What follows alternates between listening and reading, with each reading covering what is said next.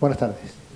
Vamos a dar comienzo al acto público con motivo de la 7ª Semana Universitaria del Libro que le dedicamos la Universidad de Cádiz, le estamos dedicando a Juan José Tellez.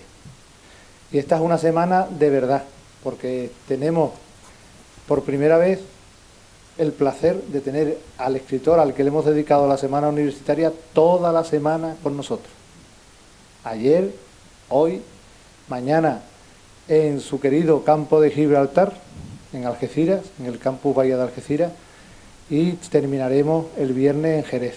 O sea, con lo cual se va a recorrer todos los campus porque de paso a Jerez y a Algeciras vamos a pasar por Puerto Real.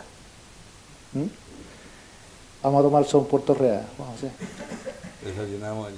Este acto de hoy que vamos a tener esta tarde, vamos a tener ahora, yo creo vais a tener, y todos vamos a tener un momento entrañable de convivir y compartir con Juan José Tellez, al que le acompañan, para muchos ya todos también conocidos, pues Manuel Ruiz Torres, aquí a mi izquierda, Mercedes Escolano, a su lado, y allí enfrente, pues tenemos a Rafael Marín.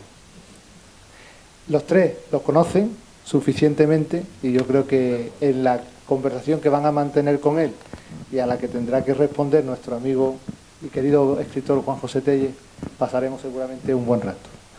Perdonad un poco la tardanza, son las cosas del directo. Muchas gracias por estar aquí. Comenzamos. Porque me habéis pillado en paro, que si no, no me cogéis toda la semana ni de coña. Bueno, gracias por haber venido a un nuevo episodio de Tellez, ese hombre. Después de ver esa magnífica exposición de recuerdos, memorando, basura y chatarra de lo que hemos dejado atrás durante los últimos 40 años, tú me comentabas antes que esto es un acto por el ego. Será una inyección de ego, me has comentado en el taxi hace un rato. Pero en el fondo, no es una especie de bofetada del tiempo. No te sientes como, digo yo, como muy mayor, muy acabado, como si te estuvieran haciendo un homenaje en vida, ya que no vas a verlo cuando estés muerto. Sí, Una pregunta, una cosa. Habla usted en prosa, por favor. eso es imposible que hable en prosa. Ayer lo decía en Canal Sur, esto es como un tanatorio pero en vivo. Al tanatorio va, cuenta cosas estupendas de los muertos y el muerto no se entera. Aquí de momento el muerto está muy vivo y se está enterando de casi todo. Es verdad que hay mucho de ego revuelto en esto, que si la vanidad fuera colesterol yo ya estaba en la UCI después de esta inyección de memorabilia personal que me está regalando la UCA, la biblioteca, el vicerrectorado, Dani, Ana, toda la gente de la biblioteca. Esto es un regalo que te reencuentras con la memoria de los 40 años, pero es que hay una sensación extraña en cada uno de nosotros. Creo que si nos analizamos, seguimos viendo la vida con la misma perspectiva que teníamos a los 20 o a los 30, pero nos miramos en el espejo y el personaje ha cambiado. Ya no, el del espejo no declara tener 20 o 30 años, por más que nosotros tengamos esa sensación. Y así ver este cúmulo, esta especie de rastrillo dominical de la vida de uno mismo, lo que sí da la sensación de que quien hizo esas cosas, quien está en la foto, quien publicó esos artículos, esos libros, fue otra persona. Por lo tanto, yo lo veo como un poco de distancia. Quien fui, quienes fuimos, terminan por ser personajes literarios, personajes casi de ficción. Tus recuerdos tienen que ver con otras cosas que no se pueden poner en una exposición, tienen que ver con las emociones que percibiste, con las sensaciones que tuviste, con el dolor, con el placer, con los sueños. y eso no hay ninguna captura fotográfica de todo eso, ni hay hemerotecas, ni hay un cuadro, ni un diploma que lo retenga, y eso realmente es lo que sigue siendo tú. Lo otro es algo habitualmente ajeno. Lo único que puedo decir que cuando miro atrás sin ira, me cae bien aquel personaje que fui, pero no estoy seguro de que fuera yo. A mí, Juan José, me ha parecido que tú siempre has querido ser un personaje de ficción. ¿Usted nos puede contar qué hay de ficción en Juan José Tellez? Yo no estoy dispuesto a responder a esa pregunta sino delante de mi abogado. Como usted, el abogado ya lo ha tenido, que como usted comprenderá. Yo afortunadamente he sido personaje de ficción. Rafael Marín publicó una novela, un par de novelas, una más que tiene más que ver directamente en la que aparezco como soy, y otra hermosísima, El niño de San Marcos. Bueno, la que aparezco como soy está ahí, es El anillo en el agua, y está abierto justo en el capítulo en donde Rafa cuenta cómo nos conocimos con Manolo Ruiz Torres. Y hay otra novela, El niño de Samarcanda, en la que, aprovechando el pretexto de la vida de un joven de la transición que se llamaba Juan José y que le pasaron cosas similares a las que me ocurrieron a mí, se reconstruye la vida y las sensaciones de mi generación y de la generación de Rafa. Pero ahí sí me siento como personaje de ficción. He funcionado, me han hecho inspector de policía Tellez a la búsqueda del asesino de la sevillana en una revista de Sevilla de hace 30 años. He dado para muchas historias de ficción. Y en mi vida real también. Lo más interesante de mi vida ha sido ficticio en general, y son todas las leyendas que se cuentan sobre mí que son absolutamente falsas, como que he dado 2 conferencias la misma tarde en distintos lugares, como que he tenido una agitada vida sentimental, o que he podido cruzar varios continentes en mis cortos años. Nada de eso es cierto. Y eso se cuenta como si fuera. Entonces, está bien vivir más de la leyenda que de la historia. Y la leyenda es ficción, y a menudo la historia también. Bueno, yo he compartido con usted alguna de esas historias ficticias, que es verdad que se han ido engordando a medida que se contaban, ¿no? O sea, de alguna forma se iban creciendo. Lo de usted, que habéis instaurado esa moda, ¿verdad? Es que os habéis peleado conmigo. Es que yo lo he propuesto y soy el primer imbécil que me lo he saltado. Y yo después. Bueno, volviendo a la... yo te conocí en la infancia, y he seguido sobre todo, digamos, la primera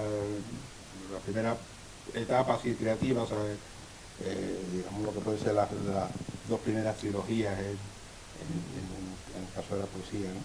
Hay un texto que usted rechaza, que es Historia del Desarrollo. Sí, que no está por ahí, por desgracia. No está. No está. Existe un ejemplar, él me lo robó. Yo tengo uno. Yo tengo una fotocopia de él.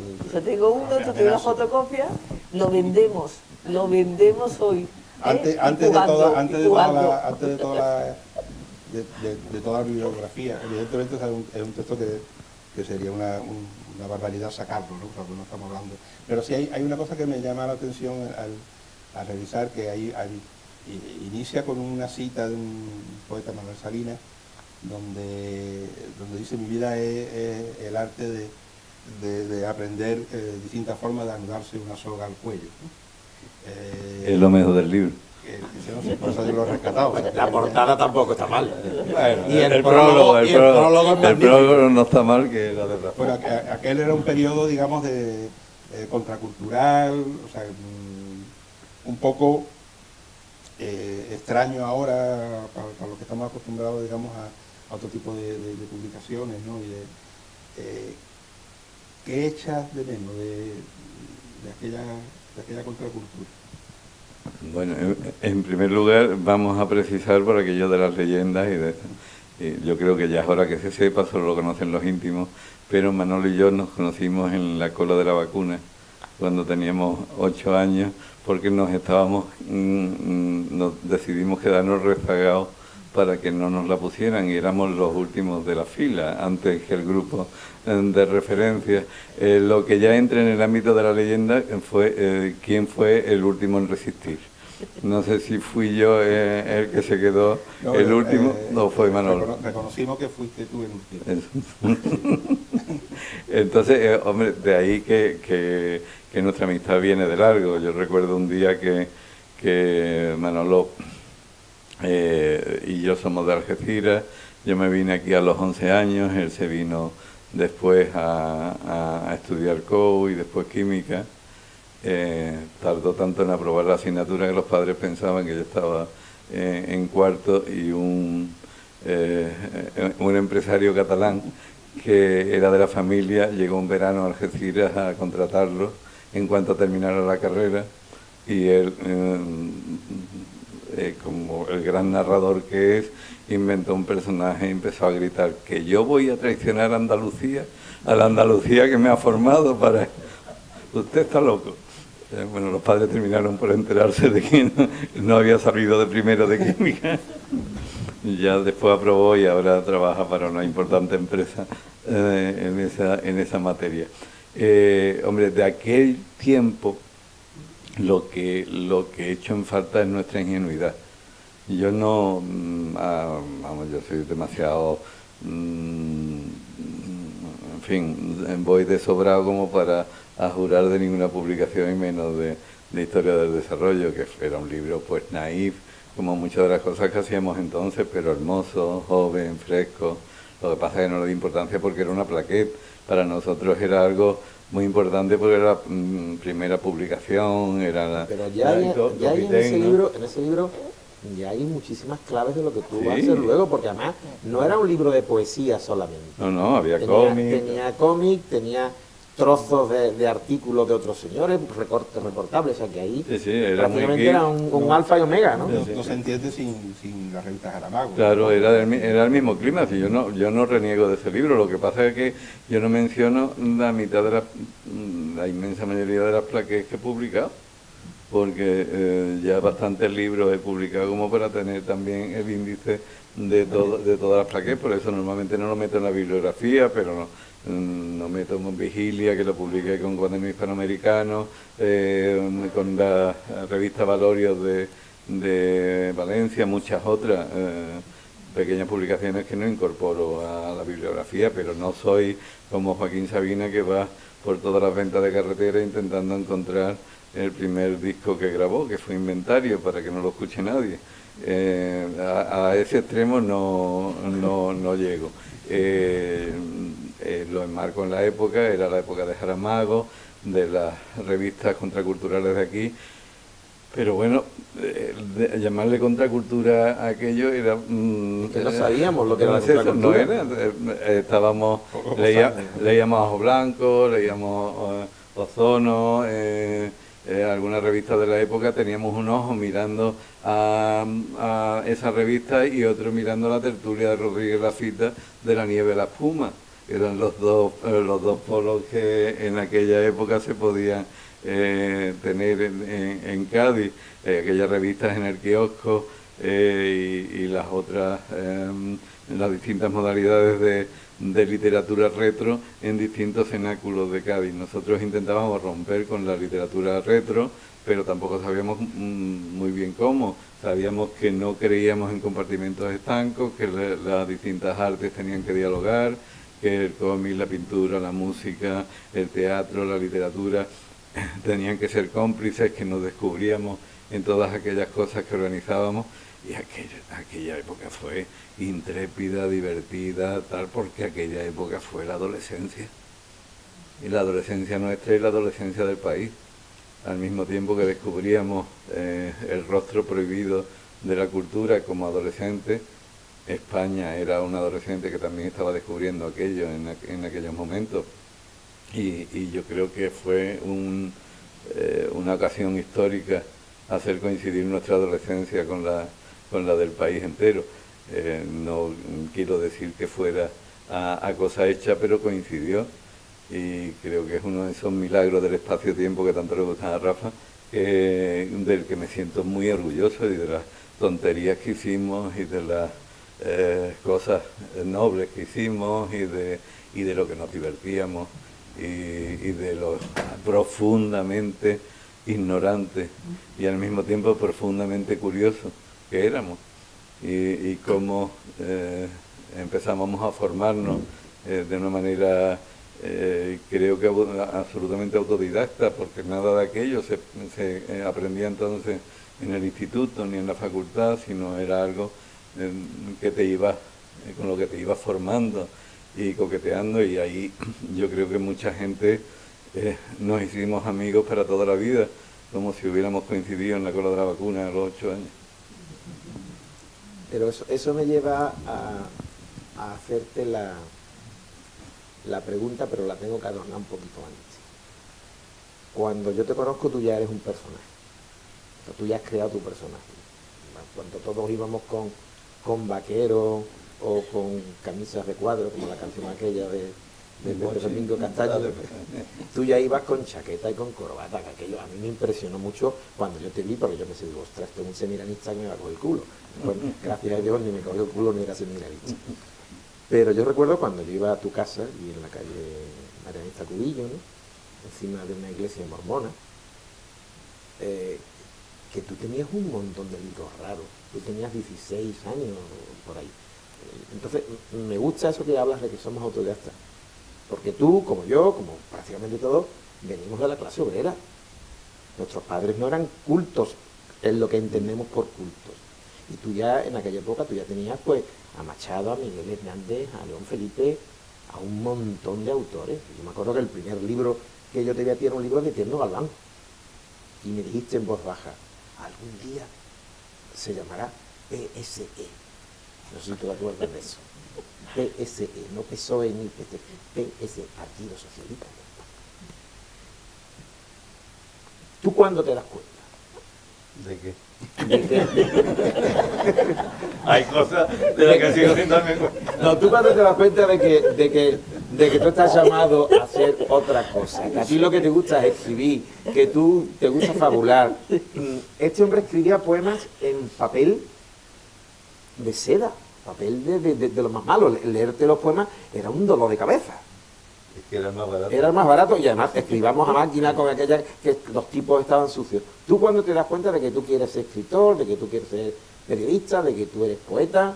¿Cuándo? Porque cuando yo te conozco ya estamos tú encaminados.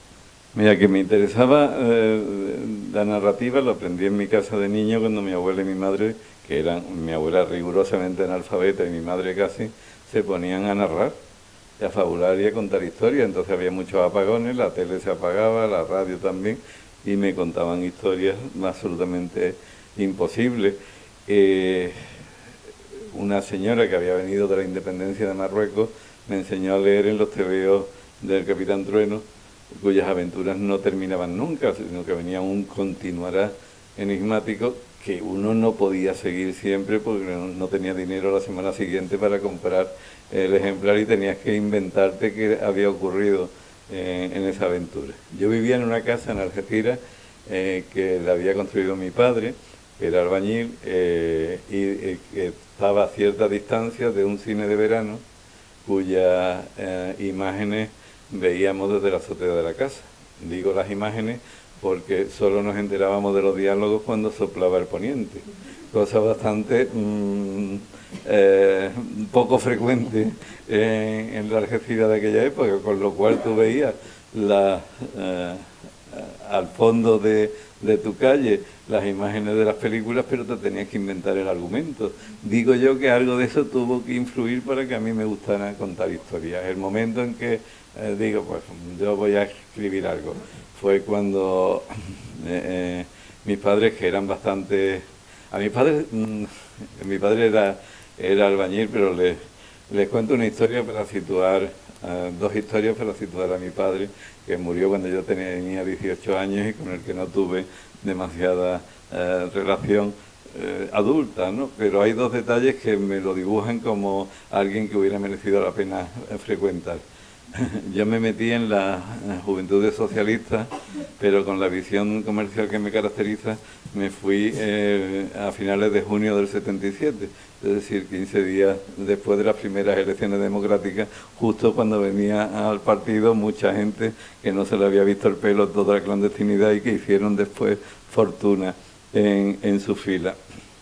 En la clandestinidad, un día mi padre coge en el buzón un ejemplar del Socialista y me dice, ¿esto quién te lo ha mandado? Y yo digo, papá, que yo no tengo ni idea quién me ha mandado esto. ¿Que quién te lo? Que no tengo ni idea. Bueno, dile a ese que no tienes idea que te lo ha mandado que no te lo vuelva a mandar, porque si no lo voy a denunciar a la policía. Y añade, porque también puede ser que te lo haya mandado la policía para controlarte. Ese fue un detalle que me inspira cierta sospecha de que mi padre debía ser un tipo que entendía del mundo. Otros, me cogieron mangando, yo me dedicaba aquí durante un periodo a la sana industria de robar discos en Soriano. Como todos. Entonces, claro, Como todos. entonces las carpetas de los discos no llevaban plástico, tú llegabas a Soriano con una carpeta de un long play debajo del brazo, vacía, y ibas al disco que te había encargado alguien del instituto para comprártelo, y mirabas a un lado y otro, y introducías el disco que buscabas en la carpeta y salías, no había grandes detectores, tal, y salías tan pancho. Llegué a Sevilla, mangué 2 cintas de cassette en un viaje de estudio, y ahí de mí, no sabía que había cámaras en circuito cerrado, me detuvieron los vigilantes de seguridad, tuvieron que intervenir las profesoras del Columela que me acompañaban en el viaje, para colmo vi la naranja mecánica aquella tarde y, y yo ya me veía como una especie de presidiario al que me iban a aplicar una técnica conductista. Total, que me dice el del vigilante jurado, el jefe de seguridad del Corte Inglés, me dice, bueno, escribiremos a tus padres para que nos llamen y tal. Claro, yo pendiente del correo hasta que llega un día la carta del Corte Inglés, estaba entrando con mis padres, mango la carta del buzón, mi padre me mira y dice, ¿qué haces? Y yo, ¿verdad? Porque yo no quería que se enterara mi madre daba unos dramones tremendos. Total, que me voy con mi padre a una cafetería, le cuento toda la película, tal y cual, y va él, me mira de arriba abajo y me dice, ¿y tú por qué no le diste un nombre falso? Entonces, días después le pregunté si había llamado al Corte Inglés y me dijo, sí, había llamado. ¿Y qué te han dicho? Que así empezáis los delincuentes juveniles, que te vigile de cerca. Bueno, pues mi padre se empeñó en regalarme un libro con 8 años, que era El mundo juvenil de selecciones del Reader's Digest, donde descubrí a Picasso, a Miguel Ángel, a Mark Twain, a Agatha Christie. Era un libro misceláneo. Lo que no sabía, y es una historia hermosa, es que en ese momento en la redacción de selecciones del Reader's Digest en Madrid trabajaban Caballero Bonal, Fernando Quiñones y Eduardo Tijeras, con lo cual yo juego con la idea un tanto ilusoria de que me enseñaron a leer mis amigos. Es una bonita idea, aunque sea hasta cierto punto ficticia. Y claro, a partir de ahí llega un momento en que empiezas a leer cosas y decides escribir tus propias historias. Y entonces se pregunta, con 14 años, tú quieres ser escritor, pero vas a poder vivir siendo escritor, siendo hijo de un albañil, como tú dices, eso tan vintage de la clase trabajadora. Tú vas a ser capaz de vivir de la literatura en un país donde la literatura desvive más que vive. Pues no, y entonces me ocurrió la peregrina idea de que lo más parecido a un escritor era un periodista, y que lo que podía hacer para vivir de la literatura era ser periodista. Ilusión absoluta. No me ha ido mal, pero desde luego no es el camino más recomendable para vivir de ninguna cosa. Entonces, a partir de los 14 años sí me reconozco como lector y empiezan a interesarme cosas, y entonces sucedían cosas raras. Por ejemplo, en en el supermercado que había debajo de mi casa, en Marinista Cubillo. Con 15 años compré una antología de Blas de Otero que se vendía en el supermercado.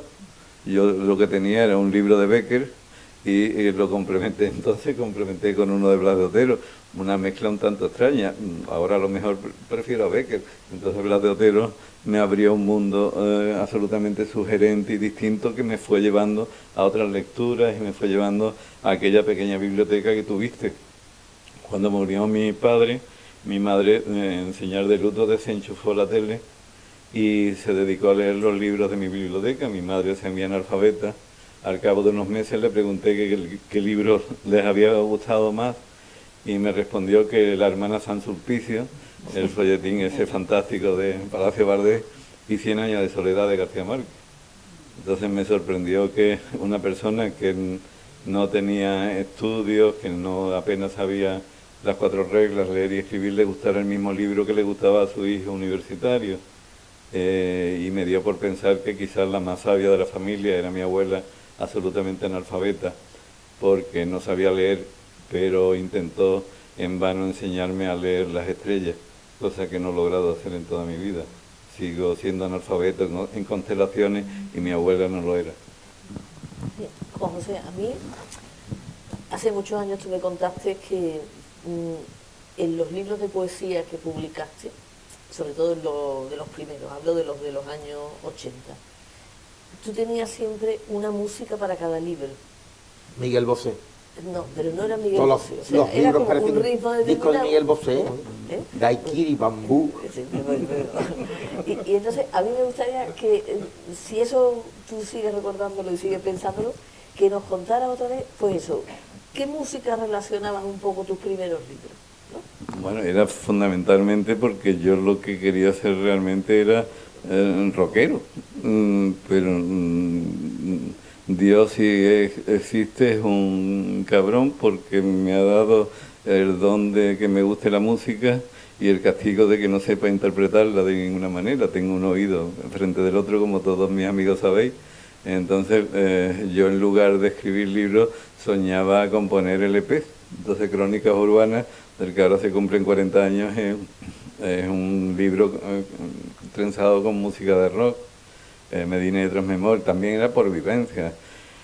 Medina y otras memorias, pues el mundo de la música de la Viga Andalusí, que había descubierto con Atrium Music y con la orquesta de Chicara, que le llamaban el Camarón del Magreb, y tuve ocasión de estar con él mientras Pepe Heredia montaba la Macama Honda, pero también con Carlos Cano, con las Crónicas del Andaluz, que de alguna manera enlazada con el Ben Hakan y las Crónicas del Andaluz, las Crónicas Granadinas de Carlos Cano. Las Crónicas del Andaluz eran de Fernando Quiñones, y con esa música de Eco de la Viga Andalusí, Ciudad Sumergida, había ya más música de New Age,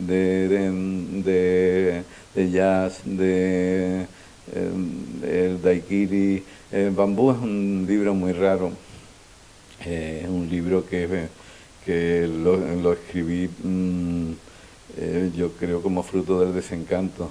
Nos habíamos comprometido mucho con muchas historias. Ese libro aparece en torno al año 86, cuando el PSOE ya había ganado las elecciones, cuando nos habían metido en la OTAN, cuando buena parte de los sueños anteriores se habían derrumbado. Entonces lo único que se me ocurrió era un cierto escapismo, bucear en el modernismo, en la estética, en ámbitos personales que yo los había ido dejando un poco atrás en función del contenido más que del continente. Bambú no tiene una música definida, y el resto de los libros tampoco. Ya me interesó más la estética de los libros en sí, no tanto la música que pudiera acompañarle, aunque hay mucha música en mis libros.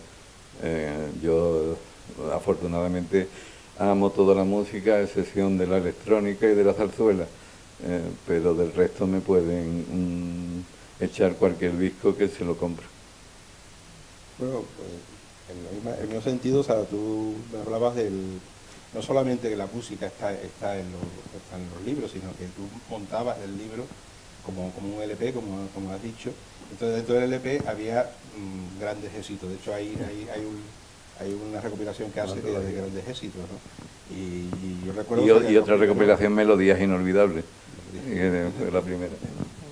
Que es la... Que sí decía, y dice, bueno, este es el tema fuerte, el tema que va a pegar.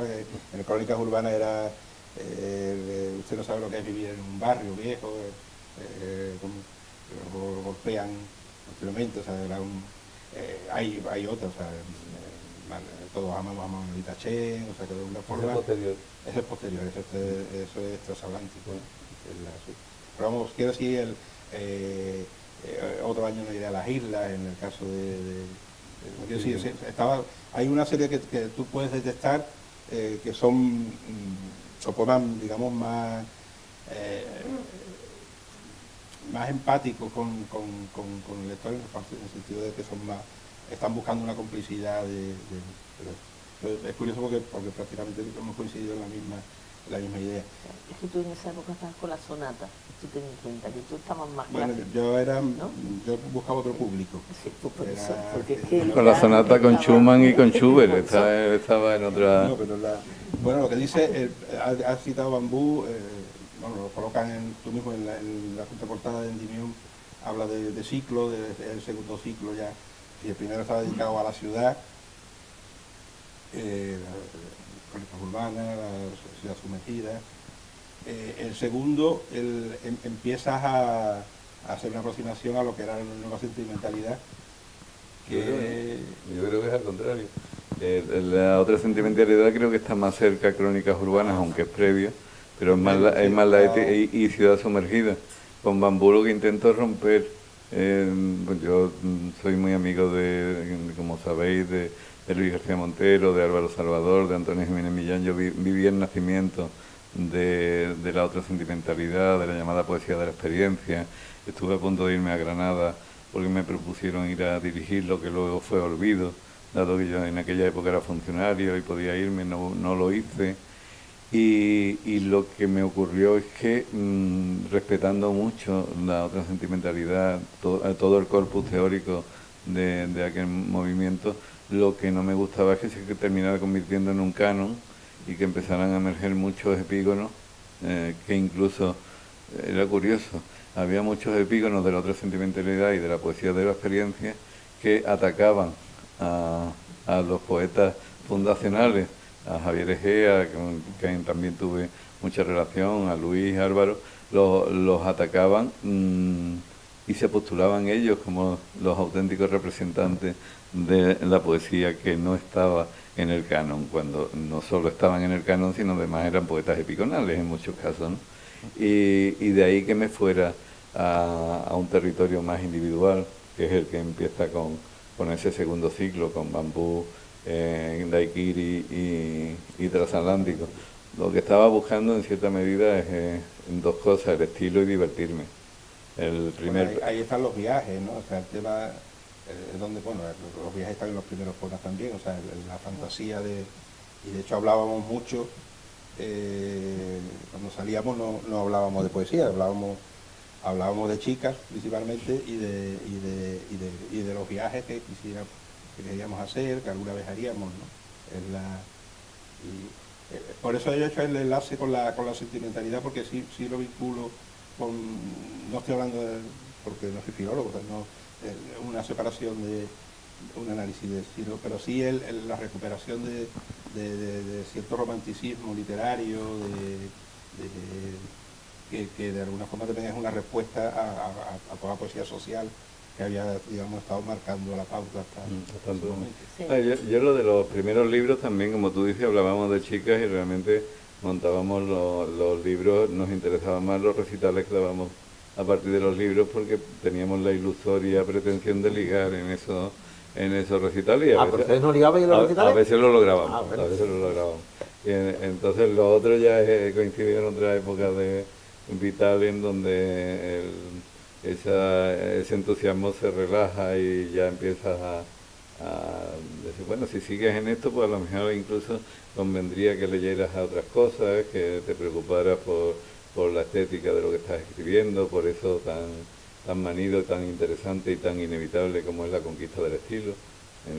Y eso ya es a partir de ese segundo periodo.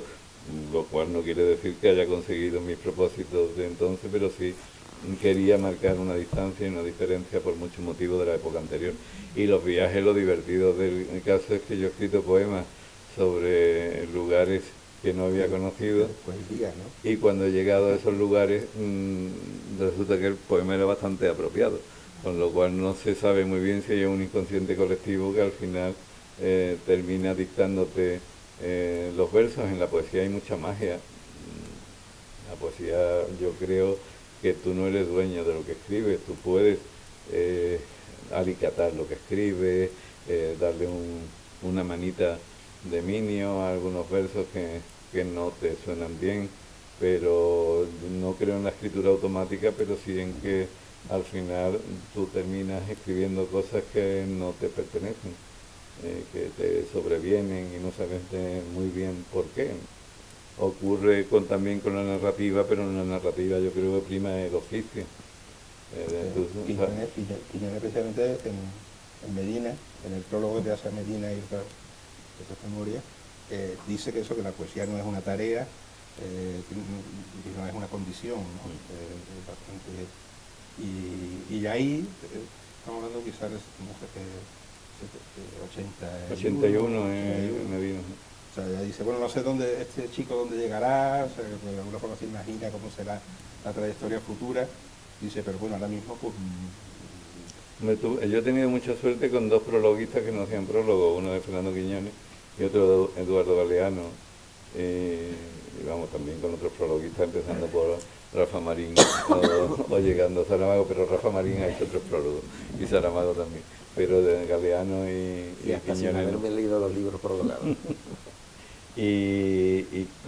Hombre, el aliento de Quiñones para mí fue fundamental. A mí Quiñones me enseñó a leer también, y vamos, ya no por el mito ese de seleccionar el Reader Digest, sino por tenerlo cerca y recomendarme libros, meterme en su atmósfera, invitarme a leer tradiciones poéticas distintas a la española. A mí me influyó mucho la Beat Generation durante los años, a finales de los años 70, la segunda mitad de los 70, y era complicado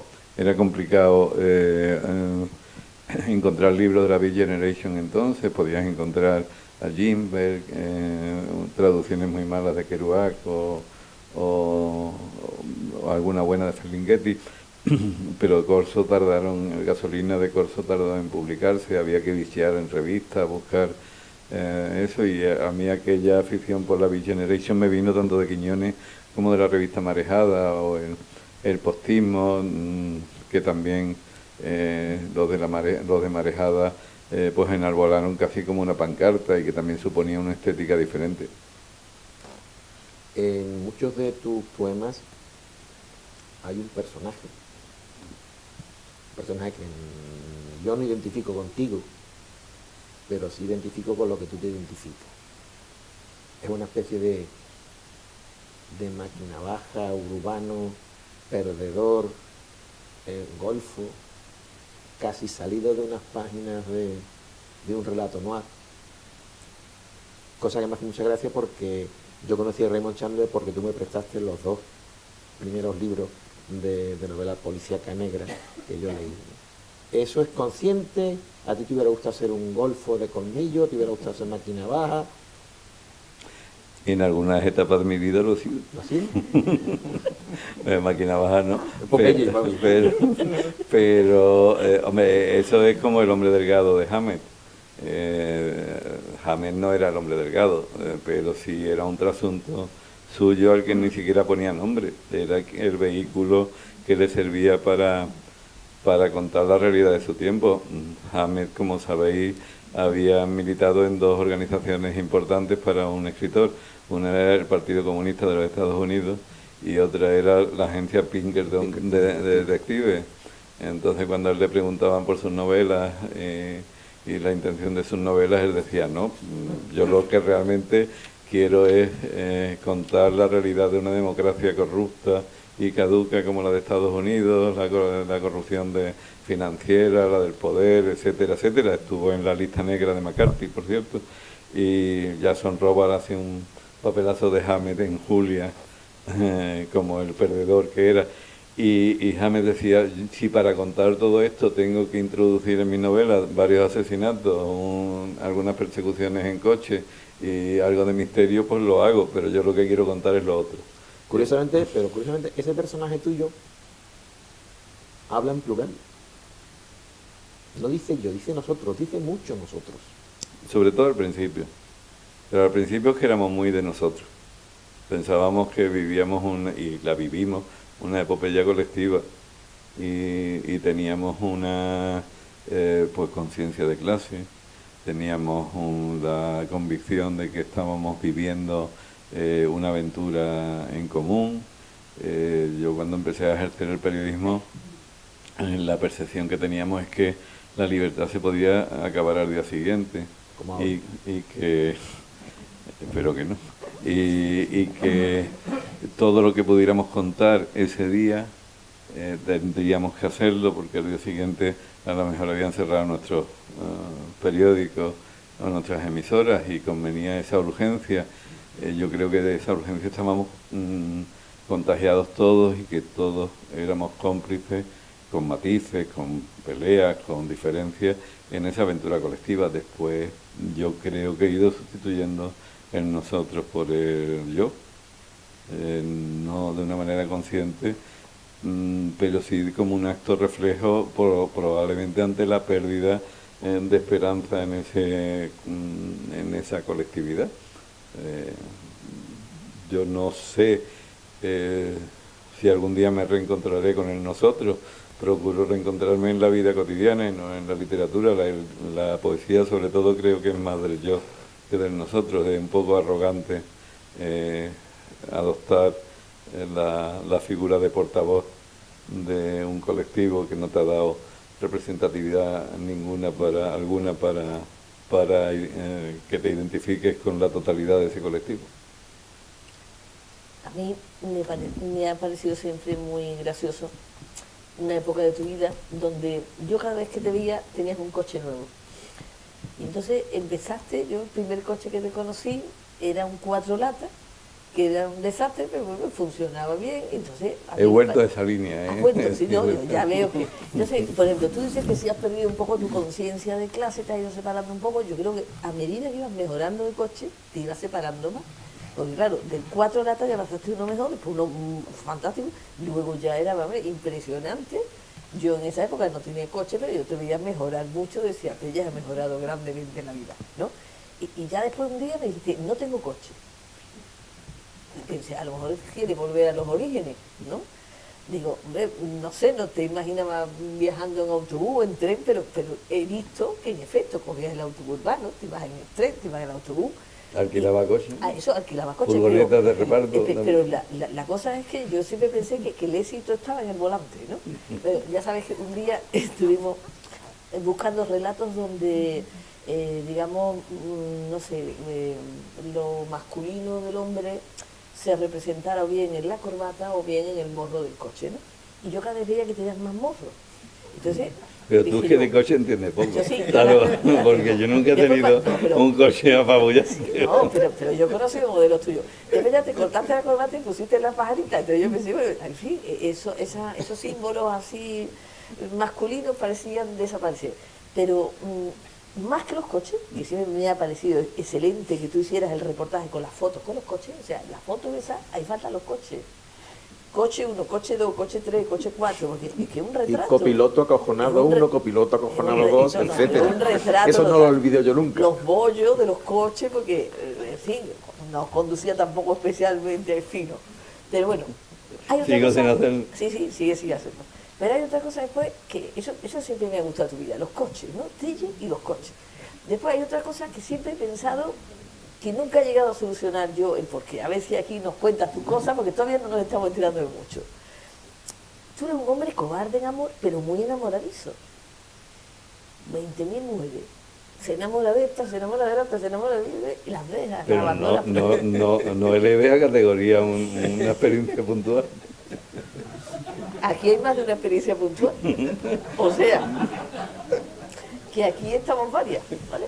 Y entonces, ¿por qué un tipo como tú, tan enamoradizo, tan romántico, porque es cantidad romántico, es tan cobarde en amor, no en otras cosas?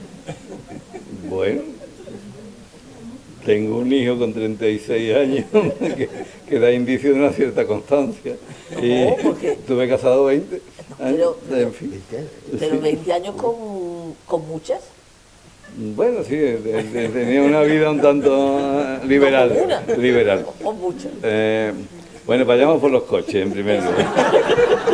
No, los coches son como las mujeres. Mira. Conduzco un coche, conduzco Yo, otro no, coche, no, otro coche, espera, otro coche. vamos a ver, yo le doy el primer depósito, coche que le doy tuve, paseíto, el primer yo- coche que tuve fue un escarabajo, un Volkswagen, que ni siquiera era mío del todo, lo tenía un colega, Diego, que trabajaba en Acerinos en el campo de Gibraltar. Un momento, ¿estás hablando en sentido literal o figurado? Figurado, Porque yo no sé si figurado. estamos hablando de coche o de novia. No, de coche, de Ah, de coche, coche. de Vale, coche. Eso vale. va a empezar. No, Por los no, coches, vamos, si queréis empiezo por las novias. No. Déjanos a la imaginación. Va un crescendo narrativo, ¿no?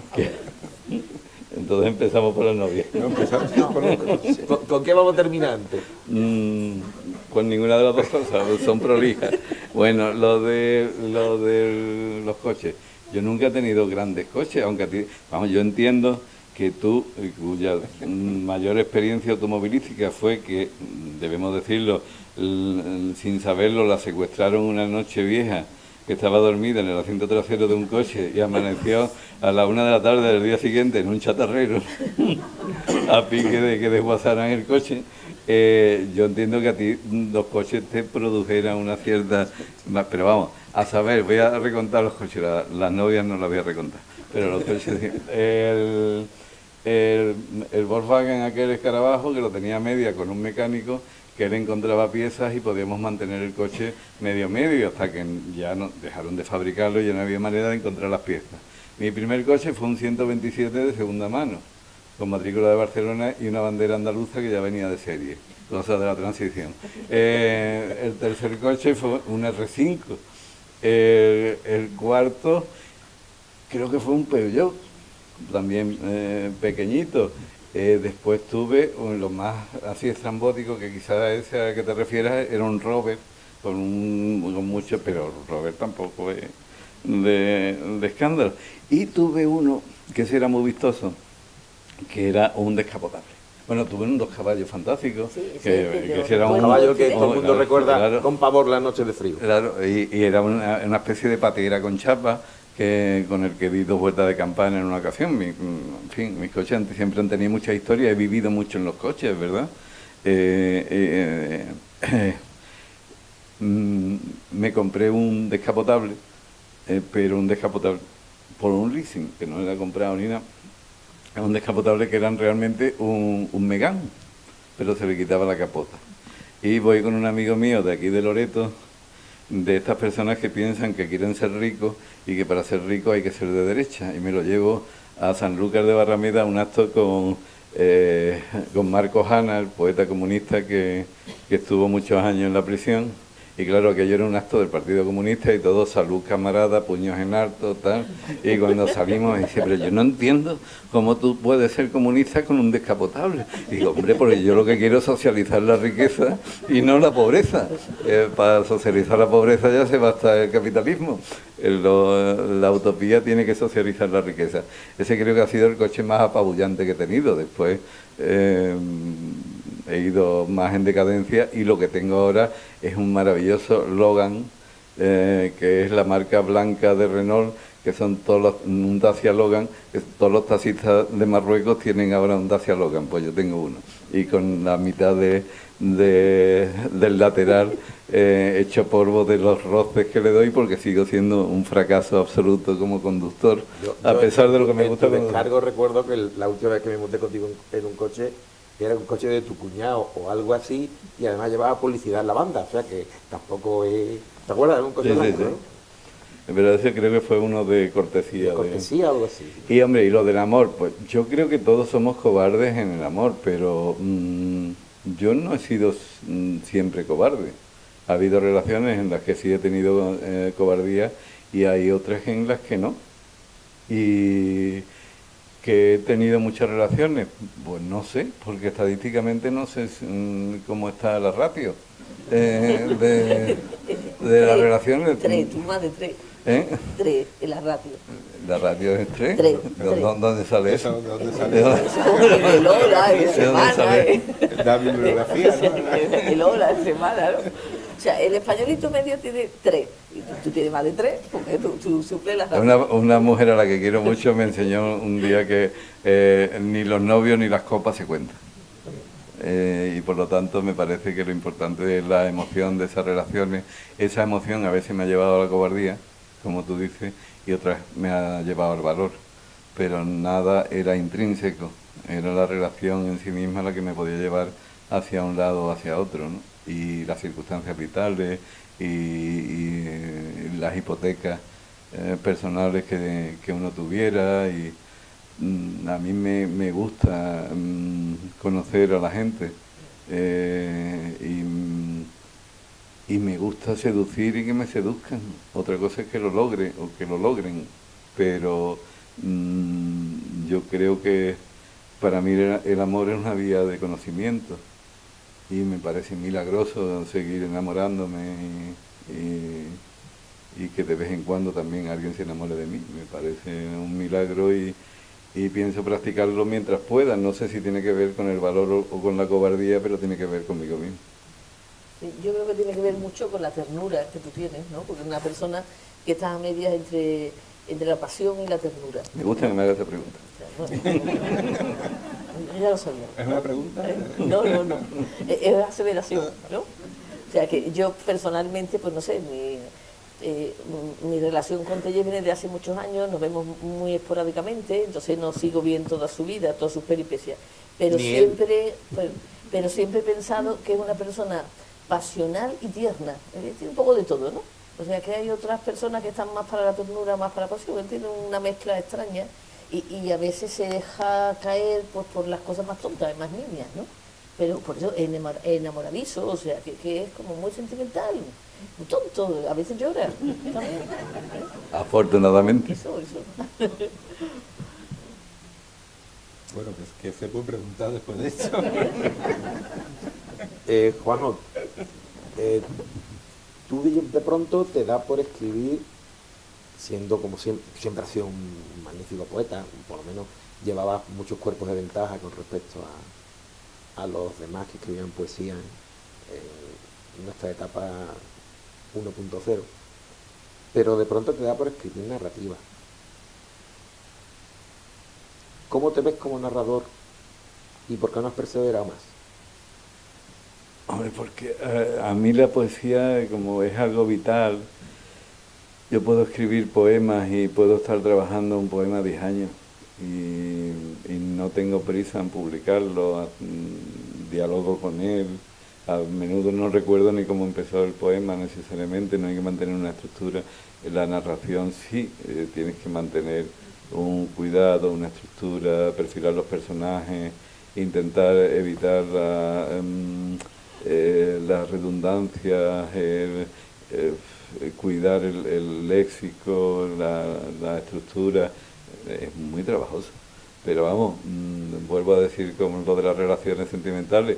Yo he publicado 4 libros de relatos. No está mal. No, No está mal. Otra cosa es que me gusten más o me gusten menos, o que haya relatos que me parezcan un auténtico ladrillo, y hay otros de los que me siento bastante orgulloso. Pero es un mundo que transcurre en paralelo al de la poesía y con el que me siento también cómodo, y porque hay pero no cuestiones... has probado nunca la novela. Sí, lo he intentado. Lo que pasa es que todo esto es verdad, que todo esto es muy ficticio. Yo lo suelo decir, pero no lo creéis. Yo no me considero escritor, yo me considero vividor.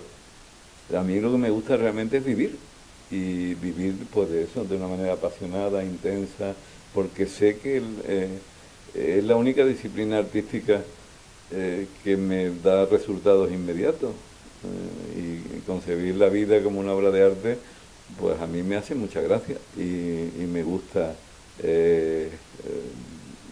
cómo soy, la actitud que tengo en ese sentido. Por lo tanto, me gusta tener el tiempo que tengo, usarlo más para la vida que para la literatura. La literatura es una parte importante de mi vida, pero no es mi vida. Escribir una novela, un novelón como los que escribes tú, una novela formidable como casi toda la de Felipe Benítez, y especialmente la última, El azar y viceversa, ha tardado 4 años en escribirla. ¿4? 10 años en escribirla. Yo soy incapaz de estar ese tiempo pastoreando a los personajes que, como bien sabéis, son unos auténticos hijos de puta, que como no los sigas de cerca, los controles, terminan escribiéndote la novela por ti misma. Yo empecé a escribir novelas y he tardado, porque vamos a ver, a mí me gusta leer mucho, y yo sé que cuando estoy leyendo algo que he escrito, sé más o menos si me gusta eso como lector o no. Y cuando después de un tiempo me he puesto a leer lo que llevo de una novela, digo, esto es una birria enorme, déjate de tonterías y vuelve a lo tuyo, que son las barras de los bares y los clubes de jazz y los viajes apasionantes por personas o países. Y hasta ahora tengo muy relegada la novela. A lo mejor me da la ventolera por la historia aquella por del bandolero. Sí, esa es la que tuve, la novela del oeste. Estuve trabajando en ella varios meses hasta que me cansé. Yo siempre me quedado con ganas de leer una novela que tú me contaste hace muchos años, cuando ni tú ni yo sabíamos lo que era la cienciología. No sé si lo recuerdas, ¿no? Era un señor que, para demostrar que Dios no existe, inventaba una religión. No sé si lo recuerdas. Y entonces ese señor inventa la religión para demostrar al final que la religión es falsa. Y no lo consigue porque ya la rueda ha llegado muy lejos. Yo siempre he querido leer ese libro. Ahora que tienes tiempo. Ahora no tengo tiempo porque tengo que estar de bolo en bolo para pagar las facturas a fin de mes, que pero te pagan. Es una afición en los bolos a veces, para intentar ¿Pero te acordabas tú de esa historia no te acabo? No me acordaba en la zona. Pero la has Sí, recordado. la he recordado perfectamente. Un flash. Sí, y Juan, a mí, como yo no he tenido ningún cargo público importante, pues entonces no sé ponerme en tu piel como director del Centro Andaluz de las Letras. Yo creo que estar ahí varios años te ha permitido ver lo bueno y lo malo de esa institución. ¿Qué dirías tú que es lo mejor que te ha parecido a ti la institución esa y lo que menos te ha gustado? Pero desde tu punto de vista de que la has conocido desde dentro, no desde fuera como nosotros. Bueno, no sé, a mí me ha gustado trabajar en eso porque al final veía mucho a muchos amigos y tenía una relación pues con el mundo de la literatura con el que siempre he mantenido una cierta distancia porque la verdad me aburría un poco. Me gustan los artistas más vitales, por eso suelo frecuentar a los músicos y en otra época a los pintores, porque con los escritores empiezas hablando de cinalefas y terminas hablando de contabilidad. Es algo bastante frecuente. Hubo una época en que nada más decir hola te empezaban a hablar de las mafias de los concursos literarios, pero vamos, indefectiblemente. Y de que te hablen 1, 2 y 3 veces está bien, pero 30 ya empieza a decir, yo me voy a ir al Cambalache a escuchar a Pedro Cortejo tocando el saxo. Y claro, el CAL me ha permitido, el Centro Andaluz de las Letras me ha permitido conocer la literatura en vivo de la que yo en parte estaba alejado y los escritores que están detrás de la literatura, y hay de todo, hay gente formidable y hay gente pues, muy petarda y hay genios y hay gente que le pone muchas ganas a lo que hace, gente que quiere perseverar en la búsqueda de la belleza a través de la literatura, y gente que le da igual ser escritor o que lo saque Juan y Medio buscando novia en los platos de televisión. Lo que quieren es los 5 minutos de fama de Andy Warhol. Y ahora estamos en un momento raro en el que cuando empezábamos era complicado publicar y distribuir lo que publicaba, encontrar una editorial que te metiera en el circuito, ahora a través de las redes sociales y sobre todo a través de las editoriales de autoedición encubiertas. El mercado está lleno de gente que escribe y de gente que en gran medida no tiene la quizás suficiente calidad como para verse publicados, y sí publican a través de la autoedición encubierta. Hay otros escritores estupendos que también publican en régimen de autoedición encubierta. Pero me ha permitido recordar que hay gente como Felipe que tarda 10 años en publicar una excelente novela, y otros que publican 3 o 4 libros el mismo año, que recuerdan mucho los ripios que inventó Eladio Cabañero a Mario Ángel Marrodán, el poeta vasco aquel que publicaba tanto y que venían a decir: maldición, dijo el cartero, 3 libros de Marrodán y estamos a 2 de enero. Bueno, eso hay mucho. Y claro, ¿qué criterio establece para primar? A mí me llegan cartas: usted es un elitista porque usted no hace más que programar a Antonio Muñoz Molina, a Luis Landero, a Almudena Grandes, a Felipe Benítez, a Luis García Montero, a tal, y en cambio a mí no me ha programado nunca el CAL. Bueno, ¿usted cuántas novelas tiene? ¿Cuántos libros de poemas tiene? Yo tengo uno. ¿Y dónde lo ha publicado? No, en el Círculo Rojo. Bueno, pues mire, vamos a intentar publicarle. ¿Usted dónde? No, yo... me vino un señor que quería presentar un libro sobre Andalucía que había escrito en todos los pueblos de Andalucía, que son 500, y que él había hablado con el consejero, con la consejera, no me acuerdo qué es lo que había en su tiempo, y que le había dicho que sí, que hablara conmigo para que yo le programara. Le digo, pues mire, vuelva a ir y le pide al consejero, a la consejera, que me dé el presupuesto suficiente para llevarlo usted a los 500 pueblos andaluces, porque ahí nos fundimos el presupuesto del CAL de los 2 años, de los 2 próximos ejercicios. Hombre, hay de todo, hay gente con mucha ternura, hay gente que ha encontrado en la literatura una vía de escape a la soledad, a los monstruos, gente que utiliza la literatura como una terapia, y gente que utiliza la literatura como lo que creo que debería ser una aventura personal,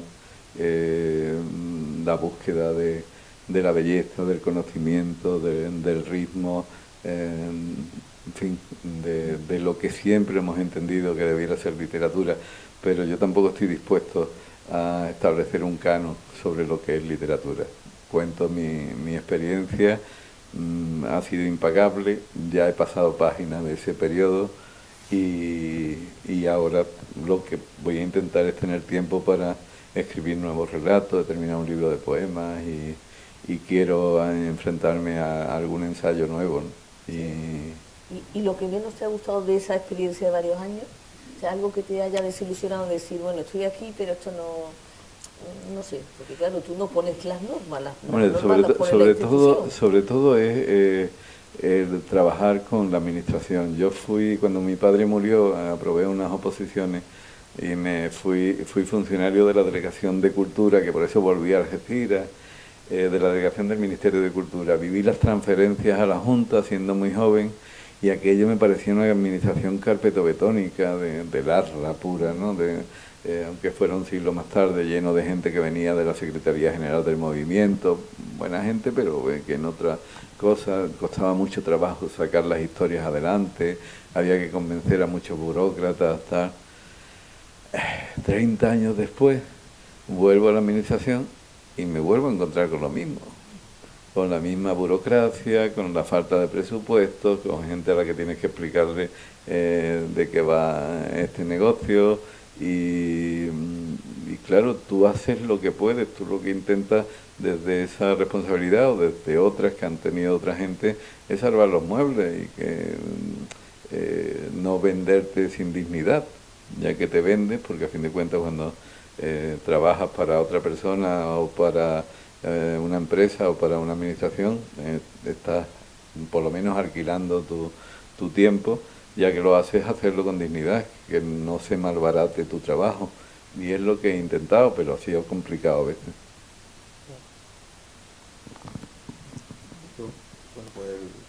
uno de tus, vamos, de los mitos a que te has referido antes, el de la ubicuidad, ¿no? O sea, a mí una cosa que me sorprendía mucho, o sea, que hablábamos por teléfono y podía estar en Nueva York, o podía estar en Málaga, podía estar continuamente en movimiento. Ese estar viviendo en tantos sitios, cómo se convierte, cómo te transforma, cómo te sientes en cuanto a arraigo a alguna parte, ya llegas al tópico de ciudadano del mundo, o hay algo de raíces que se quede. Pues yo tengo raíces, yo si no tuviera raíces no podría vivir así, porque yo sé dónde está mi puerto, y mi puerto está en mi memoria, y mi memoria es Algeciras y es Cádiz. Yo he elegido vivir en Cádiz porque la Algeciras de hoy probablemente no es la de nuestra infancia, ni a lo mejor si persistiera la Algeciras de la infancia, habría elegido vivir allí, no lo sé. Tú mantienes casa en Algeciras. Sí, la casa de mi madre, pero la tengo aquí. Juan Luis Romero Peche ponía en la solapa de sus libros: nació en la desaparecida ciudad de Algeciras. Algeciras, que era una ciudad pues bueno, discreta, y fotografía de los años 60, que fue cuando nosotros crecimos allí, pues daban la dimensión de una ciudad hermosa, como un río, pues vio como el río se tapaba por un colector, derruir a los edificios. Mi padre me llevaba a ver cómo caían los cines, por ejemplo, el Casino Cinema. Yo asistí a la demolición del Casino Cinema y a cómo levantaban las cajas de zapatos del paseo marítimo para cerrar el mar, el único paseo marítimo desde el que no se ve el mar. Y claro, todo aquello te termina doliendo. Cuando localizaron las ruinas meriníes de Algeciras, tuvimos que montar un cirio entre el Instituto de Estudios Campos Gibraltareños, los ecologistas de Agadén y el periódico El Europa Sur, para que mantuvieran el yacimiento y no lo taparan como pretendían hacerlo, señalándolo, para que generaciones futuras pudieran sacarlo a la luz y poder construir una ampliación de la avenida hasta el puerto, que era el propósito del ayuntamiento. Te cansas de luchar por la evidencia y de comprender que en la ciudad que amas, quien ordena las cosas sigue siendo el dinero. En Algeciras hay dinero hasta legal, pero hay también muchas otras formas de ambición. Y si hablo así, no hablo por despecho hacia la ciudad, sino por amor. A mí me gustaría que Algeciras volviera a ser de sus pobladores, de sus habitantes, y de los sueños de esa gente, y no de los sueños de los especuladores, de la gente que me han robado o que nos han robado la ciudad de nuestra infancia. Por eso elegí vivir en Cádiz. Cádiz, a pesar de los pesares, a pesar de las tropelías que de vez en cuando ocurren, a pesar de Puerta Tierra, Cádiz sigue siendo algo parecido a la ciudad que me abrazó con 12 años, y por eso vivo aquí. Este verano próximo le he reclamado a mi hijo que vayamos juntos a Jimera de Víbar, que es el pueblo de nuestra familia, en la serranía de Ronda, y veamos juntos a los familiares que nos quedan allí. Sobre todo yo voy de tarde en tarde, pero sobre todo quiero hacerlo por él, para que él también tenga una raíz a la que agarrarse cuando solo haya arenas movedizas. Nos estamos poniendo muy tristes, ¿no? Oye, Juanjo, a mí cuando nos vemos, que como todos te compartimos a trocitos, porque tú eres inabarcable y corres más que todos nosotros, siempre cuentas batallitas absolutamente maravillosas. Tú tienes un anecdotario de gente que has conocido, de momentos surrealistas, de perseguir al comandante Cero por las junglas de... Esta mañana lo contaron del comandante. Entonces, pero eso se nos queda en la literatura oral. ¿Nunca has pensado escribir un libro de anécdotas? Sería inverosímil. Bueno, ¿y qué? Pero la gente, no, vosotros me creéis porque sois amigos míos, pero ¿no? yo empiezo a contar esas batallitas y dice, ya está el Tellé en plan pericón, contando embustes. Yo he tenido la fortuna de conocer a gente muy interesante, no necesariamente siempre famosa, pero también muchos famosos, y gente de la que he aprendido mucho y con la que sobre todo me he reído mucho en fin, al margen de algunas situaciones de riesgo, de muchos viajes y demás, pero cada vez que empiezo a intentar contar algo, digo, ni qué cuento. ¿Qué cuento de mi vida? La memoria infantil que tú ya has contado por mí, la historia de cómo no menos de 15 amigos murieron cuando utilizaron la heroína para amordazar a nuestra generación. Cuento cómo puedes llegar al otro extremo del mundo y te encuentras, por ejemplo, en uno de los sucedidos. Me voy a La Habana con una mujer con la que tenía entonces relación para escribir mi libro sobre Carlos Cano. Y viene una compañera suya del claustro de mi instituto. Yo iba a entrevistar a Pablo Milanés para el libro y a tener varios contactos en La Habana para incorporar algunas opiniones al libro. Nos íbamos a quedar en casa de Carlos Carnicero, que entonces era comentarista muy conocido en la SER. Bueno, todo empezó a derrumbarse. Entonces Carlos Carnicero me llama el día antes de llegar a La Habana: mira, que os espero para dejaros mi casa y tal, pero yo me tengo que ir porque no he encontrado vuelos donde no os puedo atender. Total, nos lleva a un paladar a cenar y nos deja en su casa y al día siguiente se marcha. Pablo Milanés me escribe que por un problema de vuelo, era Semana Santa, que no puede llegar a tiempo para mantener la entrevista, que la hagamos por correo electrónico, etcétera, etcétera. Entonces entramos una noche en el Hotel Nacional de La Habana. Yo iba como en la zarzuela de Don Hilarión con las dos chicas del brazo, y me estaba diciendo la amiga de mi novia, que me estaba diciendo: hay que ver con lo que yo presumía en el claustro de que iba a conocer a gente famosa, y ahora ¿qué les voy a contar? En ese momento entramos en el patio del Hotel Nacional y al final del patio suena una voz: ¡Juanjo! ¿Tú qué haces aquí?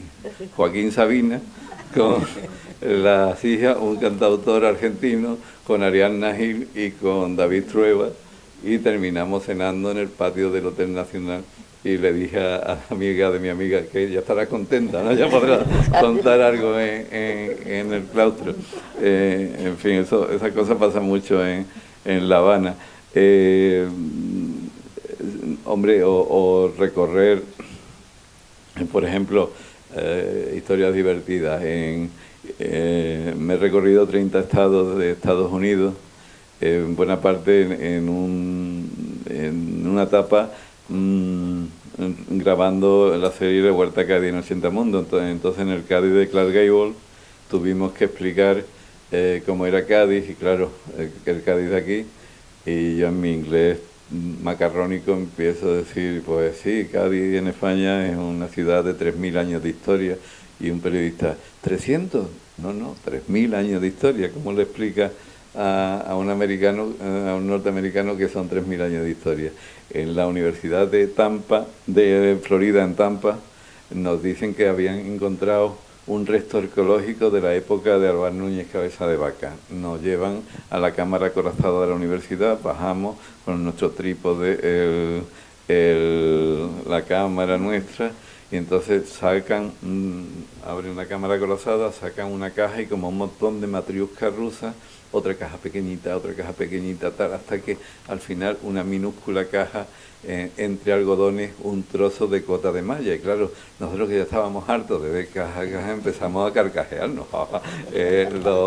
Los profesores eran hispanohablantes y empezaron a preguntarnos: ¿pero de qué os reís? Le digo: mira, cuando queráis la armadura completa os la enviamos por seguro.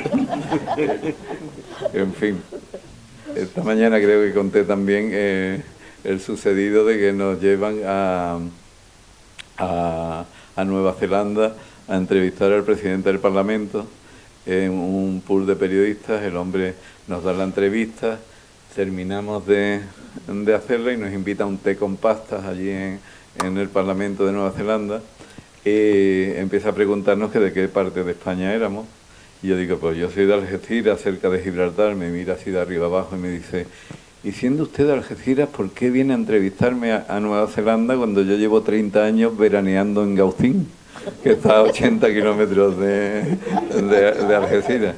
En el Cádiz de Texas estábamos apalancados como en las películas en un Porsche con una señora en una mecedora, salsa parrilla, sándwich y tal, y de repente aparece un tío en un coche que a ti te habría impresionado mucho, un coche automático enorme, aparece, se viene para nosotros y nos dice, me llamo Jimmy McCallan y nací en el puerto de Santa María. Era el hijo de un oficial de la base de Rota casado con una benjumea. En fin, ahí un anecdotario absolutamente diverso. Que lleva desde pasear con la Madre de Mayo en Buenos Aires a que José Saramago te enseñe Lisboa, o que Carliños Brown te pasee por Candeal en Salvador de Bahía. Pero claro, eso lo cuento a vosotros que sois muy crédulos, pero eso como lo cuentas en un libro sin que te llamen fanfarrón. El otro día, hablando sobre Mágico González, llegamos a la conclusión de que de Mágico González ya se ha escrito todo, de que lo que queda por escribir Mágico González es la mentira. ¿Tú eres consciente de que a lo mejor dentro de 15, 20 años los que no estemos aquí inventan aventuras tuyas? Como yo no estaré aquí, no me importará lo más mínimo. Yo no creo para nada en la posteridad y no creo que mi hijo, conociéndome como me conoce, se vaya a tomar un aperreo porque inventen. Bueno, derecho de autor. Sucedido mío. Tontería. La posteridad es algo que no nos concierne.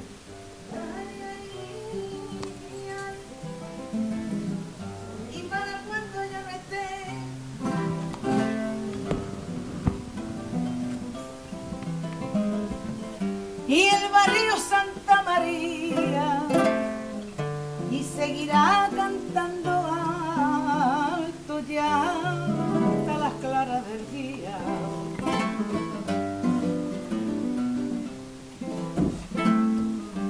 No digo payos gitanos, sino tan solo flamenco.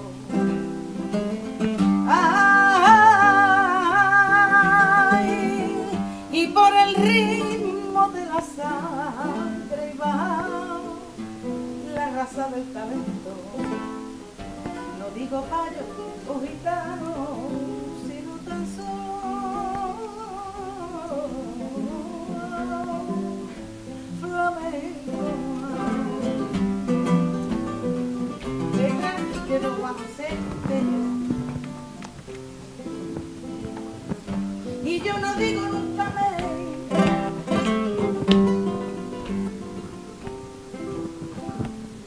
ni visito sacristía, y solo creo en el que busca la verdad que está escondida.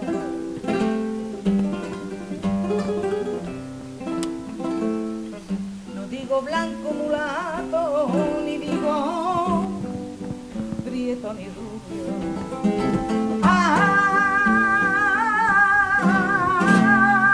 Y me gustan las almas claras, con los corazones turbios. No digo blanco mulato, ni digo prieto ni rubio. De Cuba te traigo paisano, coplas de la Habana Vieja, que en Cádiz se hicieron tango, cañado, roseta, paya y canvezao. De Cuba te traigo paisano, coplas de la Habana Vieja, que en Cádiz se hicieron tango, que cañado, roseta, paya y canvezao, que cañado, roseta, paya y canvezao.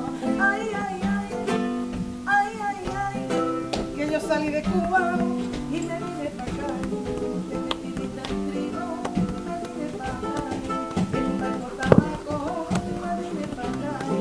Ay, ay, ay, ay, ay, ay, con la caña de azúcar yo me vine para acá, con día la bodega, me vine para acá.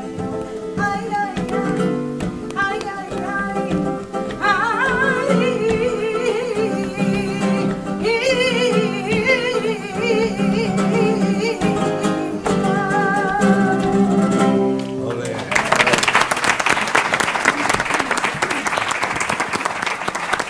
Carmen de la Jara. Miguel.